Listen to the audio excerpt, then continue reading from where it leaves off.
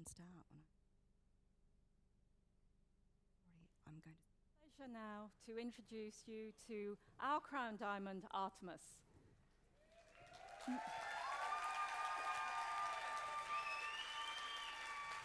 And as many of you know,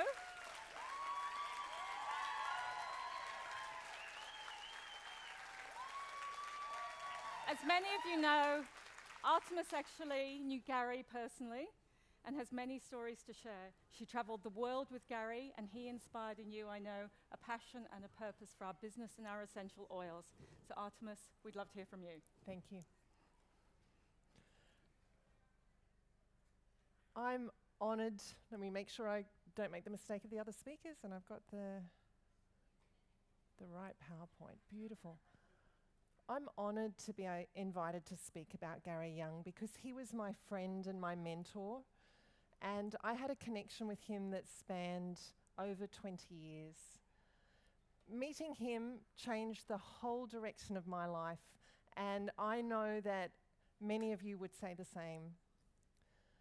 So I first met Gary in November 1998. I joined Young Living in September, and 2 months later, Gary came to Australia. He was just gearing up to open Australia as a market, so he wanted to spread his message about essential oils to us all. I'd already been given a video cassette of him talking about essential oils, so I thought I knew what to expect. But it wasn't like that.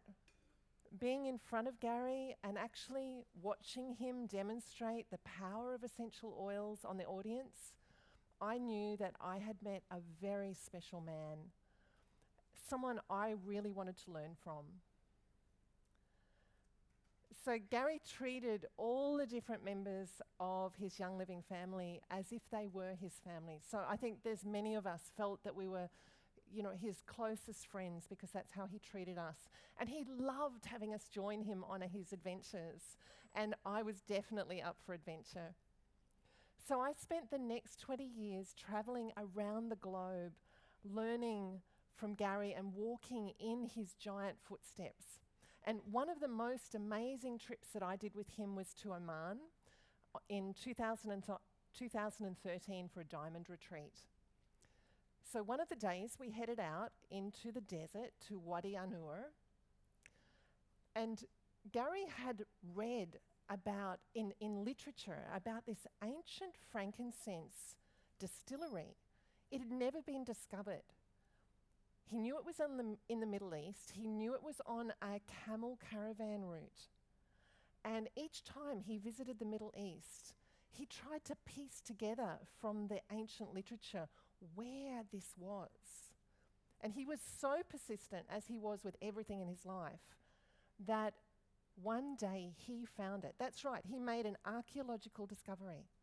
He found this ancient distillery where frankincense was made. So he was so excited to show us his discovery. The frankincense resin, it would be taken from the camel caravans, put into these stone baths, the sandstone baths, and the heat of the desert, with water in the bath, the heat of the desert would distill the beautiful frankincense essential oil. At his core, Gary was a farmer. And as a child, he'd always dreamed of having his own ranch. And little did he know just how big that ranch was going to become. So I always loved seeing the farmer in Gary come out, whether he was riding on machinery, whether he was studying the plants, studying the soil, making sure that he had the absolute best growing conditions for all the different plants. They were his family too. And when it came to plants and when it came to oils, Gary was the master of masters. He knew the perfection of an oil relied first and foremost on the health of the plant and the health of the soil. So who else would have thought to run an experiment on helichrysum plants, knowing that they like rocky soil, but to actually decide what size rocks they like, big or small? The answer was small. Who else would have found a weed in Ecuador, a plant without a botanical name, and realized that it contained a magical essential oil and name it Dorado Azul, or golden blue, after the beautiful color of its foliage?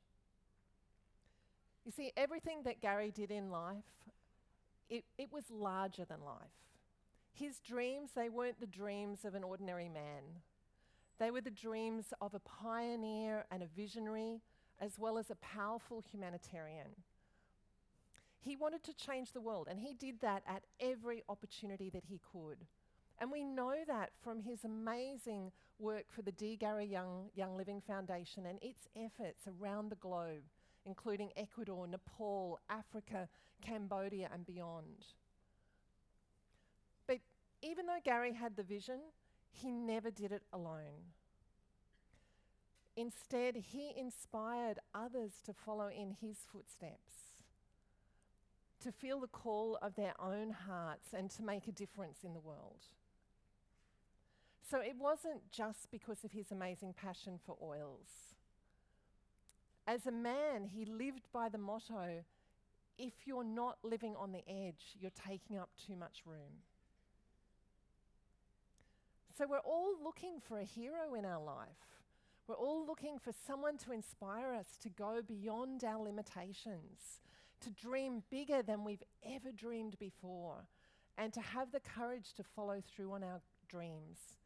And Gary Young, he was that person to so many of us that knew him.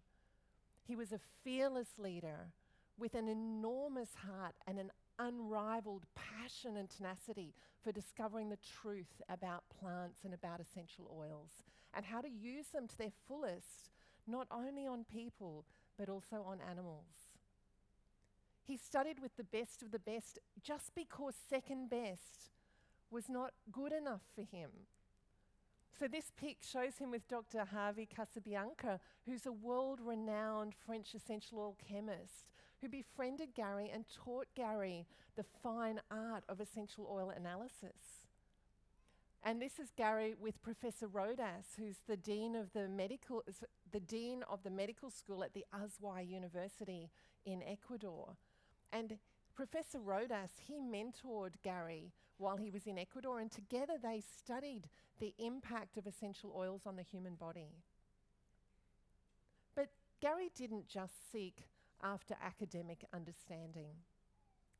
In his search for the secrets to ultimate health and longevity, he visited Tarahumara and the Ningxia province of China, and he spoke to the actual people who were living more than 100 years of age with no disease.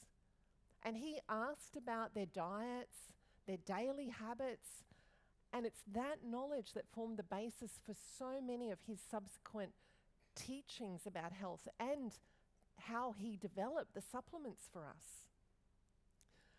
I still remember this really funny story that Gary told us. He was in the Ningxia province of China, and he was interviewing a man who was over 100 years of age. And at the end of the conversation, Gary asked this man if he had any questions for him. And the man said, well, yes, I do, Dr. Young. I'm actually a bit concerned. He said, I'm only making love to my wife 4 times a week. She was also over 100. He said, this really concerns me because it tells me I'm getting old. So Gary loved people, not the stuck-up, arrogant type, but the salt of the earth people, the good-hearted people who need a second chance. And I still remember at one of our early symposiums on the Gold Coast where Gary was demonstrating raindrop technique and neuroauricular technique. One of our beautiful members, Connie Helbig, she'd been in a dreadful car accident a few weeks before, so she was actually chosen to come up on stage and receive raindrop technique from Gary. And I still remember him pausing, and he put his hand on her back, and he actually addressed all the women in the audience and the men. And he talked about the sacredness of a woman and how she deserves to be treasured and cared for. And that message, it rippled out through the audience, and there was not a dry eye in the audience when he finished saying that. It was so beautiful. So as great as he was, he was also a very humble human being. And you might have heard Mary say about the luncheon at my place. So I held this luncheon at my home maybe 14 or 15 years ago, it was after Symposium. And I idolised Gary and Mary. I was way too shy to actually go and invite them to come to my home. But one of my team members had a lot more courage than me, and she went out and she asked them, and they said, yes, of course. So I had Gary and Mary and their children and the executive team come to my home, this 2-bedroom apartment. How we fitted everyone in, plus my leaders, I have no idea, but we had this beautiful sit-down dinner. We had a chef come in and prepare mouth-watering dishes for everyone with essential oils in it. And that was the very early days. Hardly anyone was cooking with the Young Living essential oils in those days, so it was such a treat to have these magnificent mouth-watering dishes being prepared for us. And as you saw, Mary still remembers that. And at the end of the meal, Gary stood up and he thanked me for my hospitality, and he said that as a gift for everyone that came that day, he was going to give each person a chance to ask a question. And he spent the rest of that afternoon answering people's questions. It was so memorable, and it was so beautiful to watch his intuition at work as he just really took time, like what you see in this picture, just really took time to be with each person individually and really answer them for their needs.